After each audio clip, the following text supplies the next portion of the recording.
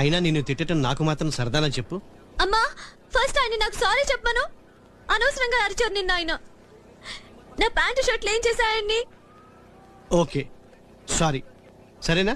ఎవడో ఏదో చేస్తే నా మీద ఎందుకు అరుస్తావు? ఏది జరిగినా నా షాప్ కి పెళ్లికి ఎందుకు లింక్ చేస్తావు? అది కాదు సీత, జీవితంలో కొంతవరకు తల్లిదండ్రులు నీకు తోడుంటారు. ఆ తర్వాత ఆ తోడు నీకు బయట నుంచి రావాలి, అది భర్త నుంచి.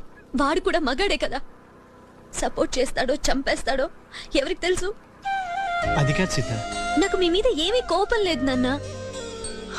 కాకపోతే ఈ భూమి మీద స్వేచ్ఛగా పుట్టి ఇంతకాలం అన్ని పనులు అందరిలాగే చేసి ఈ రోజు ఒక మగాడి మూలంగా షాప్ కి తాళం వేసుకోవాల్సి వచ్చింది.